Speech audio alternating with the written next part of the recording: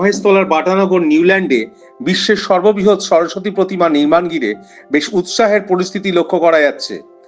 সরস্বতী পুজো উপলক্ষে এই প্রতিমা দেখতে স্থানীয় মন সহ বহু জেলার থেকে মানুষ হাজির হবেন বলে আশা করছেন উদ্যোগী এই পুজোর সংগঠনের সদস্যগণ।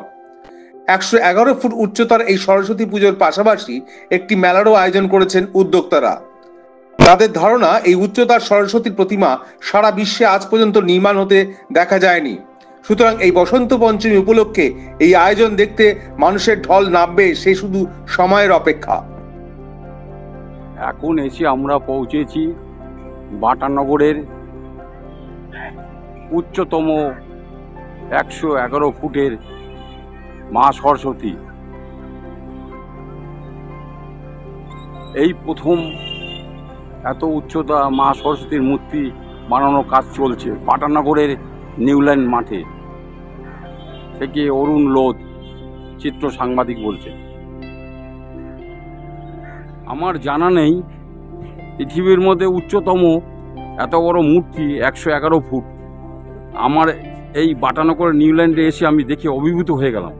এত বড় মায়ের মূর্তিকে কিভাবে দাঁড় করালো, একটা চিন্তার বিষয়। এখানকার যারা ক্লাবের দায়িত্বে আছেন তারা তৎপরতার সাথে দিনরাত খাটছে।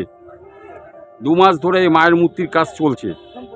তাদের ক্লাবের একজন সদস্য, তার কাছ থেকে কিছু জেনে নিতে চাই। দাদা ভাই, এই যে এত সুন্দর মূর্তি, এই যে চিন্তা ভাবনা, এই 100 ফুটও তো হতে পারতো, তারপরে 115 ফুটও হতে পারতো, 111 ফুটে কেন আপনারা দাঁড় করালেন? আমাদের আগে থেকে একটা চিন্তা ভাবনা ছিল যে আমরা অনেক পৃথিবীর সবচেয়ে বড় সরস্বতী করবো। তো আমাদের চিন্তা ভাবনা ছিল যে 100 ফুটের সরস্বতী করবো। তারপরে আমাদের দাদা 34 নম্বরের কাউন্সিলর, উনি বললেন, একটা আলাদা ভাবনা চিন্তা নিয়ে এলেন যে 111 ফুট, যেটা ইউনিক হবে। এই থেকেই আপনারা যে দুটো ক্লাব মিলে করছেন, আপনারা কি খালি সরস্বতী পুজোই করেন না অন্য অন্য পুজোও করেন? শুধু সরস্বতী পুজোই করি, ছোটোবেলা থেকে করে আসছেন। আমি ছোটোবেলাও দেখেছি আপনার দুটো ক্লাব আলাদা আলাদা পুজো করতেন। তা এই যে এত বড় ব্যাপারটা হচ্ছে, চারিদিকে তো ছড়িয়ে যাচ্ছে, প্রচুর লোকের সমাগম হবে। তা আপনাদের ভলেন্টিয়ার বা আপনাদের লোকজন কি করে সামাল দেবেন? সেই প্রিপারেশনটা আমরা নিয়ে রেখেছি। হ্যাঁ, আমাদের পুলিশ প্রশাসনিক আমাদের পারমিশন আছে, তারাও অনেকটা মানে সাপোর্ট দেবে। আর আমাদের নিজস্ব মেম্বাররাও সারাদিন এখানে থেকে। এই মায়ের মূর্তিটাকে কি দাঁড় করিয়ে তো করা হয়নি, মানে শুয়ে রেখে তৈরি করেছে? তারপরে কিভাবে তুললেন? এই ক্রেনের মাধ্যমে? ট্রেনের মাধ্যমে চলে আছে। আচ্ছা, এবারে এটা তো মায়ের মূর্তি, এবার মায়ের আসল মূর্তি একটা ছোট থাকবে, সেটা পুজো হবে, সেটাই বিসর্জন হবে। তা এলাকার মানুষকে কি বার্তা দেবেন?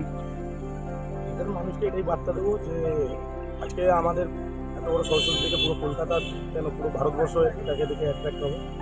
তো বাটানগরে যে সরস্বতী পুজো হয় সেটা সবাই জানতে পারবে। কিন্তু আবার অনেকে বলছে যে সরস্বতী মা, সে ছোট হলেও সরস্বতী মা, বড় হলেও সরস্বতী মা, এরকম বলছে। এবার এটা তো ভাবনার উপরে।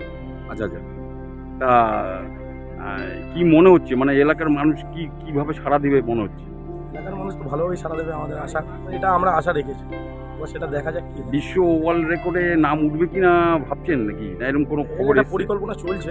হ্যাঁ, বাইরে থেকে কোনো খবর এসছে কিছু? আসছে, বাইরে থেকে লোক আসছে, মিডিয়া আসছে, সোশ্যাল মিডিয়ার লোকেরা আসছে।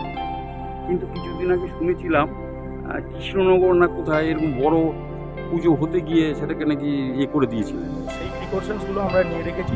আমরা সব রকমের সেফটি মেজার্স নিয়েই এই পুজোটা কাজ করছি। আমার নাম পরিচয়? আমার নাম সৌমিক ঘোষ, ক্রিয়েশন ফাউন্ডেশনের সেক্রেটারি। বাটানগর থেকে মোমেন্টস নাও এর জন্য অরুণ লোধের রিপোর্ট।